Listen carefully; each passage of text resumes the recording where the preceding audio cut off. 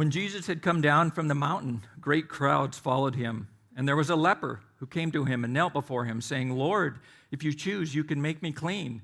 He stretched out his hand and touched him, saying, "I do choose. Be made clean." Immediately his leprosy was cleansed. Then Jesus said to him, "See that you say nothing to anyone, but go, show yourself to the priest, and offer the gift that Moses commanded as a testament to them." When he entered Capernaum, a centurion came to him, appealing to him, saying, "Lord, my servant is lying at home paralyzed, in terrible distress." And he said to him, "I will come and cure him." The centurion answered, "Lord, I am not worthy to have you come under my roof. Not only speak the word, and my servant will be healed. For I also am a man under authority, with soldiers under me, and I say to one, 'Go,' and he goes, and to another, 'Come,' and he comes, and to my slave, 'Do this,' and the slave does it." When Jesus heard him, he was amazed, and he said to those who followed him, "Truly I tell you, in no one in Israel have I found such faith. I tell you, many will come from east and west and will eat from Abraham and Isaac and Jacob in the King of heaven, while the heirs of the kingdom will be thrown into the outer darkness, where there will be weeping and gnashing of teeth." And the centurion, Jesus said, "Go, let it be done for you according to your faith." And the servant was healed in that hour. When Jesus entered Peter's house, he saw his mother-in-law lying in bed with a fever. He touched her hand, and the fever left her, and she got up and began to serve him. That evening, they brought him to many who were possessed with demons, and he cast out the spirits with a word, and he cured all who were sick. This was to fulfill what he had spoken through the prophet Isaiah. He took our infirmities and bore our diseases. Thanks, Dave. You read like a pro. I'd like to pray to start this morning. God, thanks for your word. Thanks for Christ. Thanks for the Gospel of Matthew and the way that it's impacted lives for a couple thousand years. And Lord, we show up this morning and just to the best of our ability, make ourselves receptive to you and what you have for us. We love you. Amen. Thinking of college, or for those of you who are headed there like Jessica, or if you've been there, what do you remember about college if you've been there before? Or at least, what do you remember is probably a good starting point. What I was thinking about this week was, I remember by the time I graduated, one of my frustrations, and I said this a few times, and I guess I wasn't angry, just kind of conversationally to people, was I wish that every professor had to put a test or a paper in their syllabus, because it felt to me like part of the game of college isn't so much learning the content, though it's that, but a lot of the game, and I suppose this is probably true of high school and middle school as well, but a lot of the game is figuring out what exactly the professor wanted. You remember that? And so there's this part of the reason, if you're a guy like me, is I just took a lot of classes from the same people because I showed up already knowing like what matters. Are these a paper people? Are these a quiz people? Are these a test? Or is this a test person? Is this a quiz person? Is this a paper person? Like Dr. Kamowski. So I have a Bachelor of Science in Education with a major in history and a minor in English, which is mostly lit, which is why I use bad grammar all the time because I studied lit, not grammar. Dr. Kamowski was a lit professor. He loved Brit Lit. He was this fiery, fun. By the time when I was in school, he was probably in his 60s. And what I figured out pretty early, but the key to getting an A in his class was you had to do enough of the reading, not so much that you understood it, but that you could contribute to the conversation. Because he was the type of instructor that if he figured out you hadn't read it, he would call you out and he would mark you down for that. But if you contributed enough and you could pretend like you understood Chaucer or something like that, then he basically told you what he wanted to get from it through the course of the lectures and the discussions. And so if you took good notes, read enough to kind of pass inspection, took good notes, listened to the discussion, studied your notes, and then just regurgitated his ideas on your final and your midterm, you were fine. Because he was the short form essay and the long form essay. He didn't do dates or dare I say, like multiple choice, anything like that. So I always felt like I just got to go show up to class, do a little bit of reading, and I can kind of fake my way through any of his tests because you just got to blab. Then there was this sped teacher I had. He was the worst instructor I ever had. I think he was tired. He never left the chair behind his desk, and he always had a newspaper in his hand, and we never actually talked about special education. All we talked about were current events from the newspaper, which was fine until the first midterm, because you're like, okay, you play at this level, I get to play at this level, and then the midterm, he was one of those who his tests were the multiple choice Scantron tests from the textbook. which I'm no dummy. I can see what's happening here. And those, in my mind, are the hardest tests. I think I got 2 C's in college. One of them was his class. Then there was Dr. Redinger. I think he's like one of the big bosses at the school in Great Falls now. He was a great instructor, great human, this Christ-loving Catholic guy that I had at MSU Billings. He's actually why I became a history major. I had him for a World Civ class my freshman year, just a gen ed, like 105 or something, World Civ up to the Reformation or something like that. And he was a brilliant storyteller, loved history, you could just listen to him lecture on podcast. He was just that good. And what I figured out about Dr. Redinger is as long as you just took very good notes and then you showed up for the study session before the midterm and before the final, you were fine. Because he would give these great, some teachers do the 1-page, like, here's the study guide for the test. And it's not like he gave you the answers. And even in that class, he wouldn't give you the answers, but he would tell you everything that was in play. About half of which, of course, was on the test, but even essay questions. He'd go 2 of these 6 questions are going to be on the test. And that was how you did it. And of course, we could go on and on. I'm hoping I'm kind of jogging memories of so much of the game is, what do you want? We've been in this series from Matthew all the way since April. If you've not been with us, we started by looking at the first chapter, and we worked our way through the first 4. And what we saw in the first 4 chapters of Matthew was this intentional effort on Matthew's part to contrast 2 kingdoms. Where Matthew more or less is saying to us, listen, there's 2 different kingdoms you can choose to live in. There's the kingdom of Herod, or there's the kingdom of Jesus the Messiah. And of course, there's some energy spent towards saying to these Jewish people, Jesus was the Messiah, not just for the Jewish people, but for the world. But as much as that, it was this reminder that God has always been calling these people, Israel, to be a remnant in the world who take on his ways, not those ways. And it's not that they're saying there's only 2 kingdoms. He's just saying as a type, there's every other way, and then there's this Jesus way. In Matthew chapter 5, we get into one of the greatest pieces of literature, one of the best sermons ever given, Matthew 5 through 7, what we call the Sermon on the Mount. And the Sermon on the Mount starts answering this question, who can be in Jesus' kingdom? Who qualifies? And he starts into that by saying, everybody's qualified, not because of you, but because of who Christ is. And then he gives his version of the 10 Commandments. What does it mean? What does it look like to be this person? And we spent the summer talking about the Sermon on the Mount where Jesus says, listen, my kingdom's not about externals. It's not about behavior modification. It's about heart transformation. That gets us to Matthew 8, which is what we're going to be in this morning, and then we're going to continue into 9 in the coming weeks. But here I think is what Matthew's doing next in his long book, in his letter, is it seems like he's answering the question, how does Jesus want to be followed? What do you want from me, Jesus? What are the expectations? Much like you would go, if I just knew what my professor wanted, then I could play in that direction. At the risk of trivializing the importance of integrity, I think what Jesus is doing in Matthew 8 and 9, and what Matthew's doing, is having spoken the invitation and kind of built it out, here's what it looks like if you live it, now going, okay, so what does Jesus want from you? What does he want from me? And for me, where this has been refreshing, especially in the season that we're coming out of, where there's opinions everywhere, is if you stop and think about it, maybe just ask this question, how many different churches have you been a part of in your life? And I'm not suggesting that's bad. It's probably good, actually.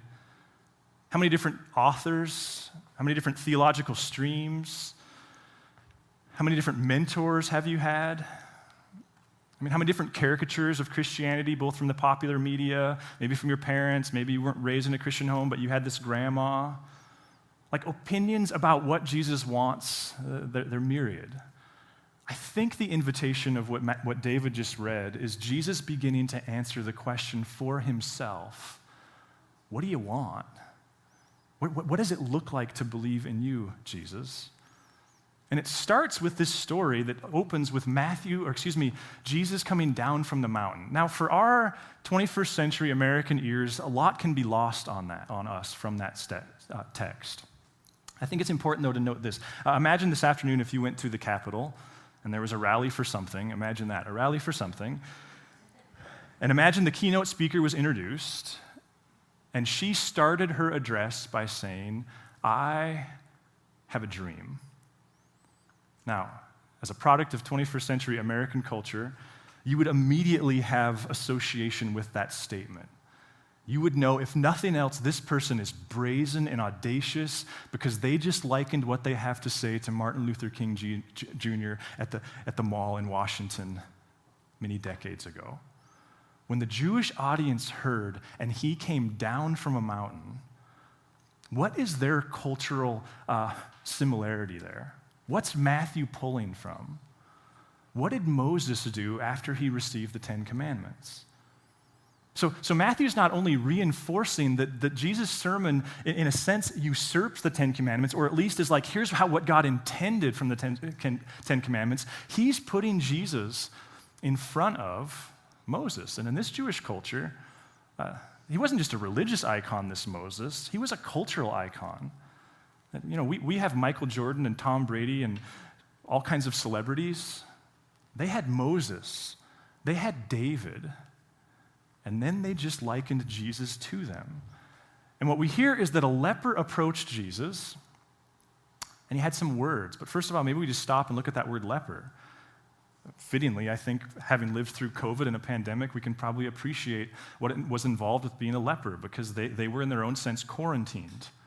Not for days or weeks, but for a lifetime if they didn't get well. They were excommunicated. The big thing about lepers is they were excommunicated from community. Family, relatives, friends, all of them, gone.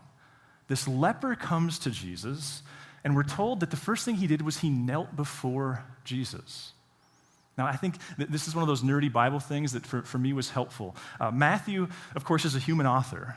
Like you and I, he has favorite words and pet words, and he uses some of them more than others. This word that's translated knelt, this is the 6th time Matthew has used it in his gospel letter. The previous 5 were in 2 narrative stories. The first one, it was around Jesus' birth. You may remember from Christmas or some other reading that there's something that happens, and these foreign people, they head off towards Bethlehem because they've been told there's a baby has been born or is about to be born, and they're going to worship him. That's the word knelt. They get there, and Herod, they kind of get turned around. They don't find the baby. Herod, the king of Israel, who is actually the villain in the story, he bumps into them, and he says to them, if you find him, tell me so I can go worship him. There again is that word knelt. Finally, and then they're like, yeah, sure, wink, wink. Finally, they go find the baby, and the text says they worshiped him. The other story where this word shows up is in Jesus' temptations. In Matthew's version of the temptations, the 3rd temptation was the Satan, this intelligent form of evil. We don't know whether this was a vision or he actually took Jesus to a spot, but he showed Jesus the kingdoms of the world, and he said, all this I'll give you if you will worship me. And Jesus answers with his own textual quote of saying, no, the text says, worship the Lord your God and serve him only. Those are the previous 5 instances. And now Matthew says this leper showed up to Jesus, who came down off a mountain, and he knelt before him. Now, what's the importance of that? Well, think of it this way. What's the difference between, what's the hot spot for you right now? The worry, the frustration, the fear, the anxiety. What's the difference between, hey, Lord, help me as I get ready to go back to school, versus, hey, Lord, help me as I go back to school? There's a fundamental difference, isn't there? Maybe something that's lost in our lack of kneelers in our own place. And then notice, it's not a Pharisee, it's not the high priest, it's who comes and kneels before Jesus? A leper. And he says to Jesus, Lord, let's just stop there. He says, Lord. Guess who the first person in Matthew's story to refer to the Christ as Lord is? The leper. What is Matthew doing here? He's telling a story about how does Jesus want to be followed. He's built out what it looks like. He's built out the ideal. Here's what a disciple will look like no matter where they're at, no matter what city, no matter what era. If they'll allow me to mess with their character, here's what it looks like. Now, what's he asking for us? He tells us a story about a leper who approaches Jesus as Lord, kneels before him, and then says, if you're willing, not if you can. There's an inherent faith in the statement, isn't there? Maybe a lack of faith about his character, but there's a statement not like can you, but if you're willing, and if you're willing to what? Heal him? No. If you're willing, you can make me clean. Again, another really important, remember, Matthew's writing to a Jewish audience. And if you're thinking to yourself, I could never study the Bible like this, there actually are really good resources, one of them called the Bible Background Commentary, that really helps with this.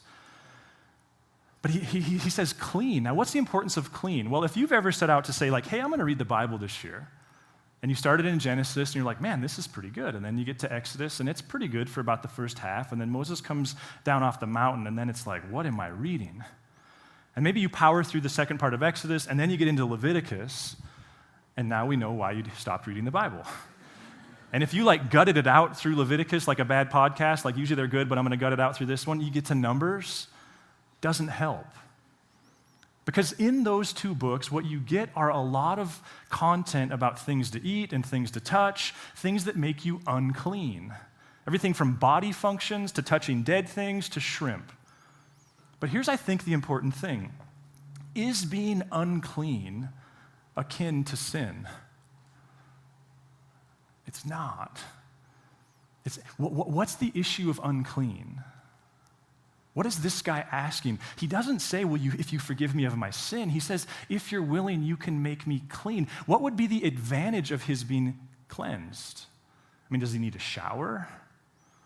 I brought with me this fork that I actually used to eat my Greek yogurt and granola on Tuesday for lunch.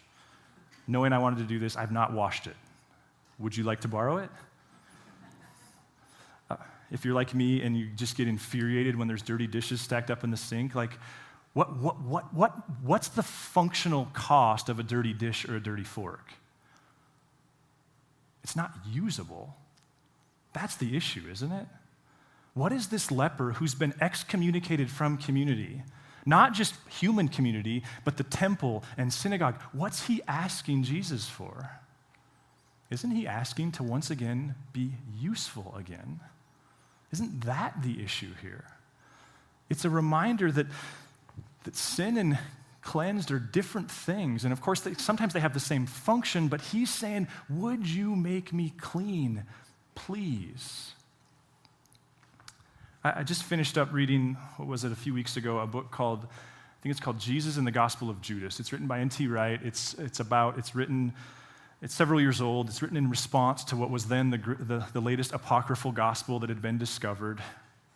It's a gospel according to Judas, and it's one of those, Da Vinci Code. It was in that season where these things were getting very popular. They don't have a lot of historical merit, but they do make for good, popular, like publishing and movies.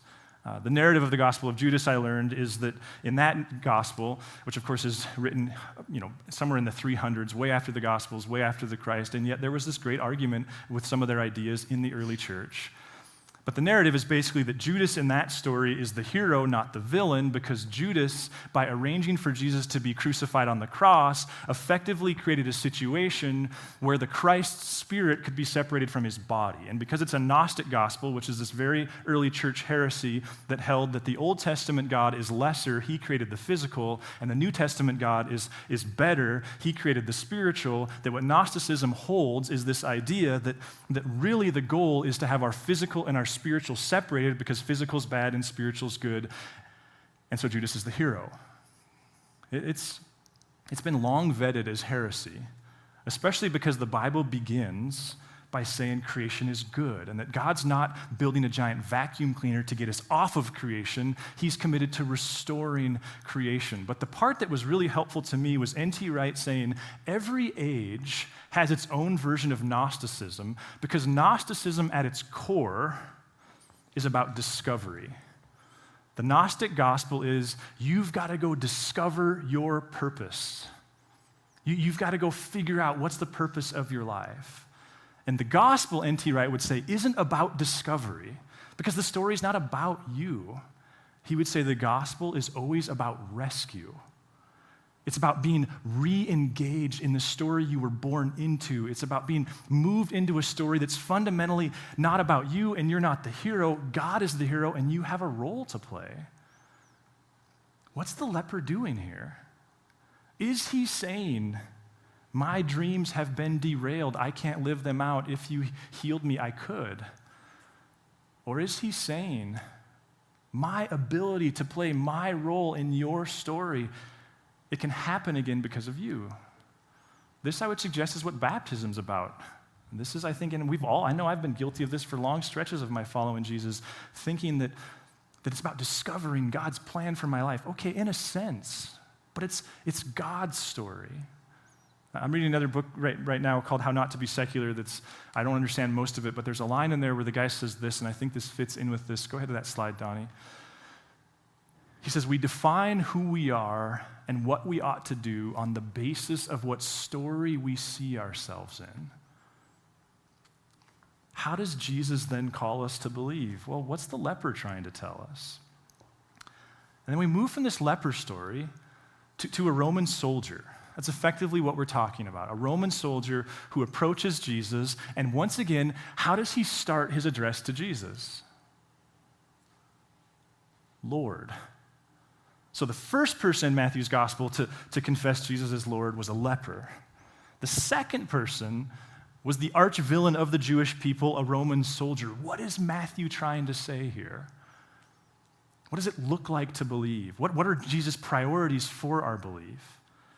Well, this Roman soldier, he comes to Jesus and he says, hey, I've got a servant who's sick, but I think you could heal him. And Jesus goes, well, let's go. Let's go. And he says, no. I'm the boss. I understand. All I got to do is send an email. I understand. All I got to do is make a phone call, send a text. All I got to do is snap my fingers, and stuff happens. So would you just snap your fingers, and it'll happen?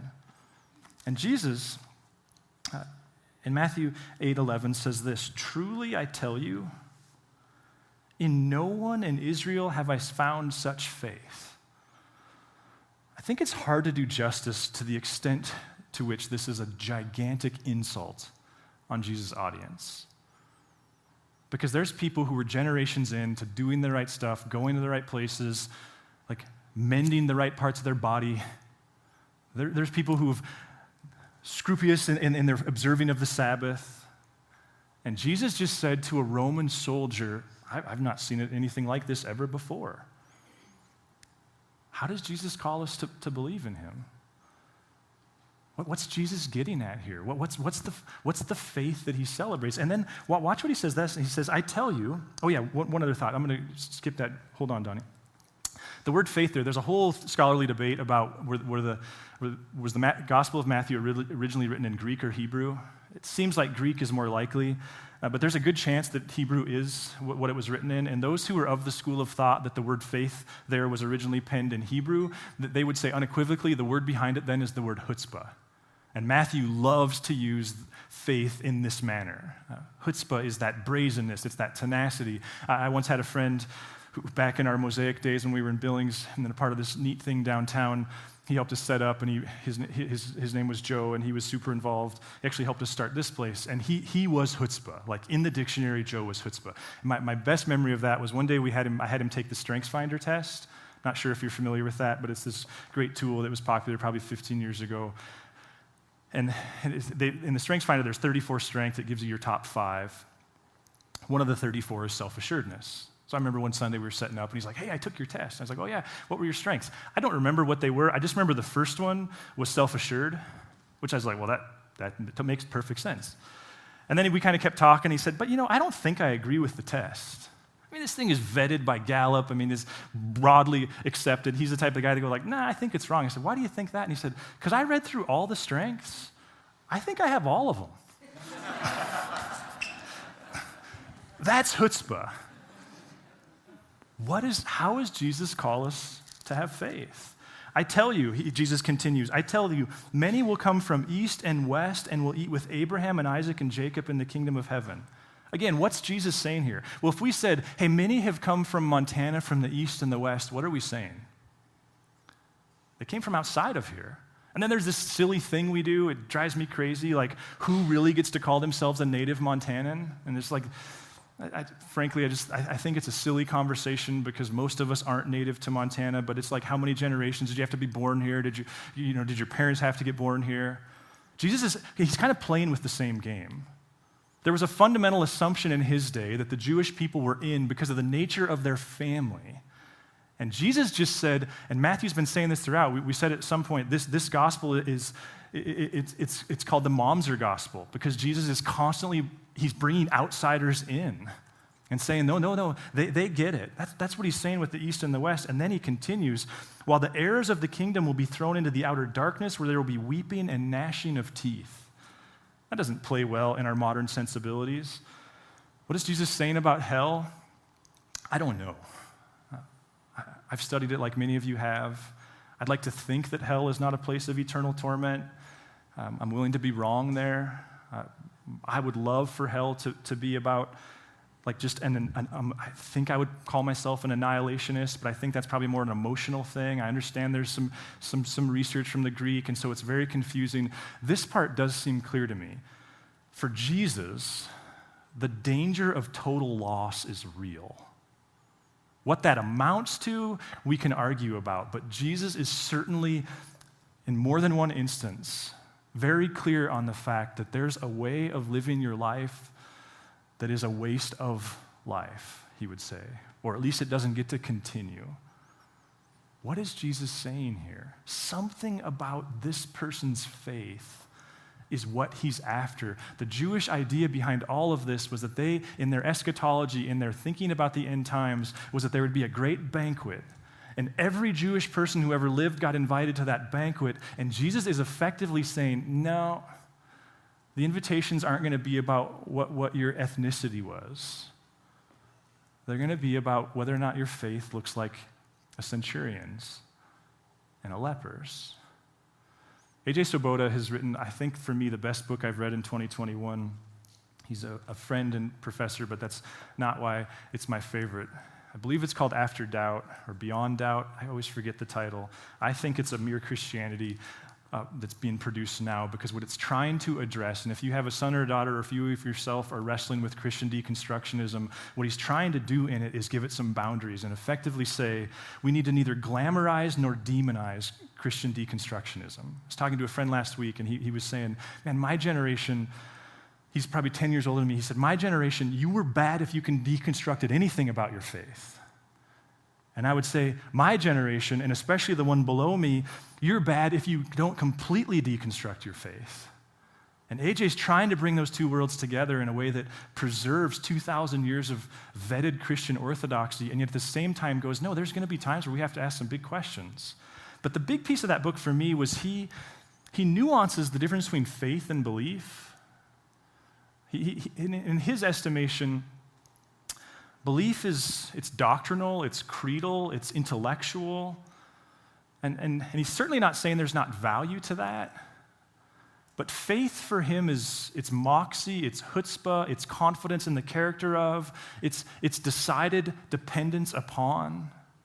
He quotes Jesus' half-brother in James who says, like, even the demons have belief, but that's not changing anything about their life. What if the way Jesus would have us believe in him has something to do with faith? And again, I'm not trying to trivialize the importance of belief, but that belief is valuable to the extent that it drives faith.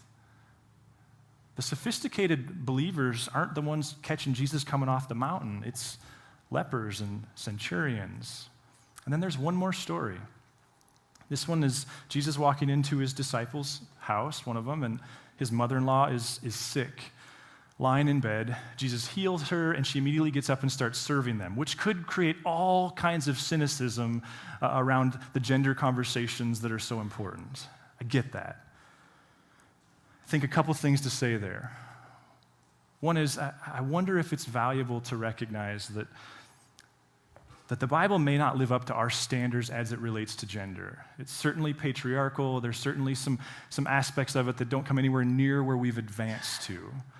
But as N.T. Wright says, I think we do well to neither assume the Bible has it all wrong, nor assume that we in our day have it all right.